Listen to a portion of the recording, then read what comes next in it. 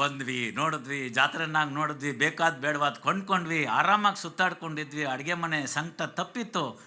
ಹಾಕ್ಸಿದ್ರು ಪ್ರಸಾದ, ಅದಿನ್ನೇನು 14 ಲಕ್ಷ ಜಿಲೇಬಿ, 5 ಲಕ್ಷ ಮಿರ್ಚಿ, ರೊಟ್ಟಿ, ಅಯ್ಯೋ ಒಂದ ಎರಡ. ಸಿದ್ದೇಶ್ವರನ ಜಾತ್ರೆ ಪ್ರಸಾದ ಅಂತಂದರೆ ವರ್ಷಕ್ಕೆ ಆಗೋಷ್ಟು ಹೊಟ್ಟೆ ತುಂಬೋಯ್ತು ಅಂತಂತ ಮುಗ್ದೋಯ್ತಾ ಅನ್ನಿಸ್ತು. ಜ್ಞಾನ ಪಿಪಾಸುಗಳು ಯಾರು ಕಾದಿದ್ದೀರಿ, ಎಲ್ಲ ಪುಣ್ಯಾತ್ಮರುಗಳು ಆ ವಿಜ್ಞಾನದ ರಹಸ್ಯಗಳನ್ನು ನಿಮಗೆ ತಿಳಿಸಿಕೊಟ್ಟಿದ್ದಾರೆ. ಜ್ಞಾನ ದಾಸೋಹ ಎಂದೆಂದಿಗಿಂತಲೂ ಇಂದು ಚೆನ್ನಾಗಿ ಗವಿಸಿದ್ದೇಶ್ವರನ ಜಾತ್ರೆಯಲ್ಲಿ ಉಣಬಡಿಸಿದ್ದಾರೆ. ತ್ರಿಕರಣ ಶುದ್ಧಿಯಿಂದ ಆಗಬೇಕು ಅಂತ. ಶರಣೆ ಐದಕ್ಕಿ ಮಾರಮ್ಮನ ಒಂದು ವಿಚಾರ ನನ್ನ ಗಮನಕ್ಕೆ ಬರ್ತಾ ಇದೆ. ಅಂದಿನ ಬಸವಣ್ಣನವರ ಅನುಭವ ಮಂಟಪದಲ್ಲಿ ಅವರವರು ಮಾಡ್ತಕ್ಕಂಥ ಕೆಲಸಕ್ಕೆ ಅನುಗುಣವಾಗಿ ಅವರವರಿಗೆ ಸಿಗ್ತಕ್ಕಂಥ ಊಟವನ್ನು ತಯಾರು ಮಾಡಿದರು ಅಂತ ನಮಗೆ ಇತಿಹಾಸ ತಿಳಿಸ್ಕೊಡುತ್ತೆ. ಐದಕ್ಕಿ ಮಾರಮ್ಮನ ಮನೆಯಲ್ಲಿ ಅವನ ಯಜಮಾನನಿಗೆ ಕೊಟ್ಟಿದ್ದಂಥ ಕೆಲಸ, ಅವನ 4-6 ಬೀದಿಗಳನ್ನು ಸ್ವಚ್ಛ ಮಾಡುವುದು. ಈಗಿನ ಕಾಲದ ಥರ ಕ್ಲೀನ್ಡ್ ರೈಸು, ಕ್ಲೀನ್ಡ್ ಧಾನ್ಯಗಳು ಸಿಗ್ತಿರಲಿಲ್ಲ. ಕಸ ಕಡ್ಡಿಗೆ ಸಮೇತ ಈ ಸಂಕ್ರಾಂತಿನಲ್ಲಿ ಒಟ್ಟು ಮಾಡ್ದಂಗೆ ಬಂದಾಗ ಧೂಳು ಪಾಳು ಇರ್ತಿತ್ತು. ಅದನ್ನೆಲ್ಲ ಹೆಣ್ಣುಮಕ್ಕಳು ಕೂತ್ಕೊಂಡು ಆರಿಸ್ಬೇಕಾಗಿತ್ತು. ಅಕ್ಕಿ ಆರಿಸ್ಬೇಕು, ಜೋಳ ಆರಿಸ್ಬೇಕು, ಗೋಧಿ ಆರಿಸ್ಬೇಕು, ಕಸ ಕಡ್ಡಿನ ತೆಗೆದು ಹೊರಗಡೆ ಹಾಕಬೇಕು. ಇಂಥ ಸಂದರ್ಭದಲ್ಲಿ ಹಾಗೂ ಹೀಗೂ 4 ಕಾಳು ಹೊರಗಡೆ ಹೋಗಿರುತ್ತೆ. ಅದನ್ನು ಸ್ವಚ್ಛ ಮಾಡಿ ಅದನ್ನೆಲ್ಲ ತಗೊಂಡು ಬಂದು ತನ್ನ ಕಾಯಕದಿಂದ ಅವನು ಅದನ್ನು ಅರ್ಪಿಸಿ ಮಾಡಬೇಕಾಗಿದ್ದಂಥ ಕೆಲಸವನ್ನು ಆ ಐದಕ್ಕಿ ಮಾರಮ್ಮನ ಗಂಡನಿಗೆ ಕೊಟ್ಟಿರ್ತಾರೆ. ಒಂದು ದಿವಸ ಆ ಮಾರಮ್ಮನ ಯಜಮಾನರಿಗೆ ಅನಾರೋಗ್ಯ, ಜ್ವರ ಬಂದುಬಿಟ್ಟಿದೆ, ಎದ್ದು ಹೋಗ್ಲಿಕ್ಕೆ ಆಗೋದಿಲ್ಲ. ಅಂತಹ ಸಂದರ್ಭದಲ್ಲಿ ಆದಷ್ಟು ಸಣ್ಣ ಪುಟ್ಟ ಕೆಲಸ ಮಾಡ್ಕೊಂಡು ಬಂದುಬಿಡೋಣ ಅಂತ ಹೇಳಿ ಹೋಗ್ತಾನೆ. ಪುಣ್ಯಾತ್ಮರು ಯಾರೋ ಪಾಪ ಈ ಜ್ವರದಲ್ಲಿದ್ದಾನೆ ಬೇಡ ಅಂಥೇಳಿ ಮನೆ ಮುಂದೆ ಒಂದು ಅರ್ಧ kg ಅಷ್ಟು ಚೆಲ್ಬಿಟ್ಟಿರ್ತಾರೆ. ಹೋಗಲಿ ತೊಗೊಂಡೋಗ್ಲಿ ಪಾಪ ಜ್ವರದಲ್ಲಿದ್ದಾನೆ ಅಂತ. ಇವನು ಅಲ್ಲಿ 4 ಬೀದಿ ಗುಡಿಸ್ಬೇಕಾಗಿತ್ತು.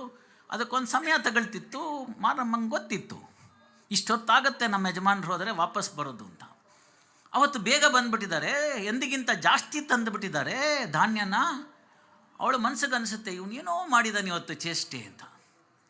ಎಲ್ಲ ಶರಣೆಯರಿಗೆ ಇದೊಂದು ಕಿವಿ ಮಾತಾಗಬೇಕಮ್ಮ, ಎಲ್ಲ ಶರಣೆಯರಿಗೆ ಇದು ಕಿವಿ ಮಾತಾಗಬೇಕು. ನಿಮ್ಮ ಯಜಮಾನರು ತಿಂಗಳಿಗೆ ಬರುವ ಪಗಾರವನ್ನು ಬಿಟ್ಟು ಹೆಚ್ಚಿನದ್ದನ್ನೇನಾದರೂ ತಂದಿದ್ದಾರೆ ಅಂದರೆ ವಾಪಸ್ ಕಳಿಸಿ. ಎಲ್ಲಿಂದ ಬಂತು ಅಂತ ಪ್ರಶ್ನೆ ಮಾಡಿ. ನನ್ನ ಒಂದು ತಮಗೆ ಕೊಡ್ತಕ್ಕಂಥ ಪ್ರಾಮಿಸ್, 5 ವರ್ಷಗಳ ಕಾಲ ಇದು ನಡೆದು ಬಿಟ್ಟರೆ ಪ್ರಿವೆನ್ಷನ್ ಆಫ್ ಕರಪ್ಷನ್ ಆ್ಯಕ್ಟ್ ಅಂತೇನು ಕಾಯ್ದೆ ಇದೆ, ಭ್ರಷ್ಟಾಚಾರ ನಿಯಂತ್ರಣ ಕಾಯ್ದೆ ಅಂತ, ಅದನ್ನು ಕಿತ್ತು ಬಿಸಾಕ್ಬೋದು. ಹಾಗೆ ಅವರು ವಾಪಸ್ ಇವನು ತಂದಂತಹ ಒಂದು ಅಕ್ಕಿಯನ್ನು ಕೇಳ್ತಾಳೆ ಮಾರಮ್ಮ. ನಮ್ಮ ಹಾಗೆ ನಿಮ್ಮಾಗೆ PhD ಮಾಡಿ LLB ಮಾಡಿ ML ಮಾಡಿ ಅಂತೆಲ್ಲ ಮಾಡಬೇಕಾದಂಥದ್ದಲ್ಲ. ಶುದ್ಧ ವಿಜ್ಞಾನ ಇತ್ತು. ಗಮ್ಯ ಏನು, ಕರ್ಕೊಂಡ ಮೇಲೆ ಶಿವ ಹುಡ್ಸಿದ ಶಿವ ಹುಲ್ ಮೇಯಿಸದೇ ಇರ್ತಾನಂತ. ನನಗೊಂದು ಕೆಲಸ ಇದೆ, ನಮ್ಮ ಯಜಮಾನರ ಆ ಕೆಲಸದಲ್ಲಿ ತರಬೇಕು, ಅದರಿಂದ ನಾನು ಕಾಯಕವಲದಲ್ಲಿ ಬಂದಂಥ ಶುದ್ಧವಾಗಿರ್ತಕ್ಕಂತಹ ಉತ್ಪನ್ನವನ್ನು ಉಣ್ಣಬೇಕು ಅಂತಕ್ಕಂಥ ಒಂದು ಶುದ್ಧ ಜ್ಞಾನವನ್ನು ಹೊಂದಿದ್ದಂಥ ಮಾರಮ್ಮ ಅಂತಕ್ಕಂಥ ಶರಣೆ ಹೇಳ್ತಾಳೆ, ಎಲ್ಲಿಂದ ಬಂತು ಇದನ್ನು, ನಿಜ ಹೇಳ್ಬಿಡು, ಖರೇನೇ ಹೇಳ್ಬಿಡು ಅಂತಂದು. ಅವ ಹೇಳ್ತಾನೆ, ನಾನು ಎಲ್ಲಿಂದನೂ ಕದಿಲಿಲ್ವೇ, ಇಂಥವ್ರ ಮನೆ ಮುಂದೆ ಹೋಗಿದ್ದೆ, ಅವ್ರ ಮನೆ ಮುಂದೆ ಸಿಕ್ತು, ಬೇಕಾದ್ರೆ ನೀವು ಹೋಗಿ ಕೇಳು ಅಂತ.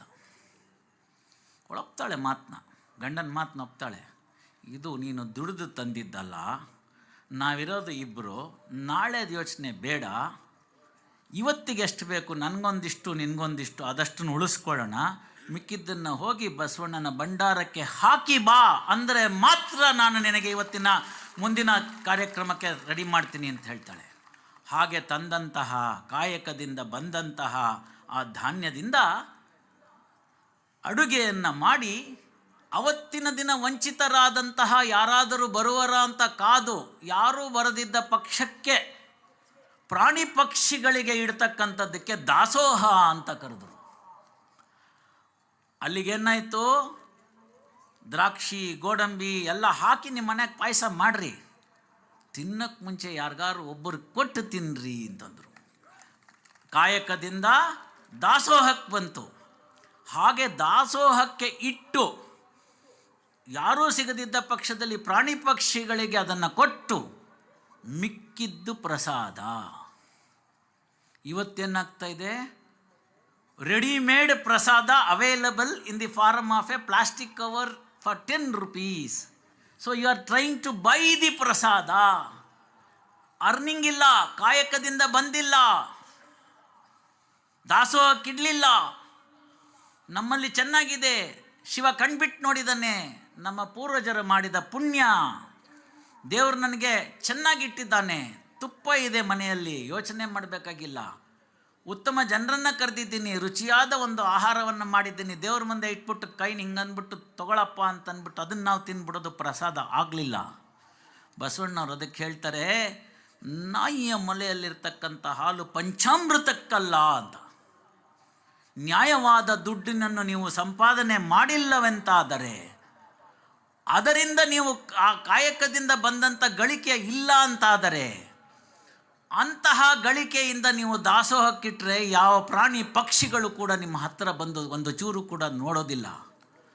ಅದು ನೋಡಿ ತಿಂದಿದ್ದಲ್ದಲ್ಲೇ ಮಿಕ್ಕಿದ್ದಾಗ್ದಲ್ಲೇ ಅದು ಪ್ರಸಾದ ಆಗಲ್ಲ. ಅಂತಹ ಪ್ರಸಾದವನ್ನೇನಾದರೂ ನೀವು ದಿನನಿತ್ಯ ತಿನ್ನುವಂತಾದರೆ ಭಗವಂತ ಹೇಳ್ತಾನೆ, ನೀವು ಮಾಡೋದೆಲ್ಲ ಮಾಡ್ತಾ ಇರಪ್ಪ, ನನಗೂ ಒಂದು ಟೈಮ್ ಬರುತ್ತೆ, ಐ ಸಿ ಯು ಅಂತಾನೆ. ಅದೇ ಐ ಸಿ ಯು.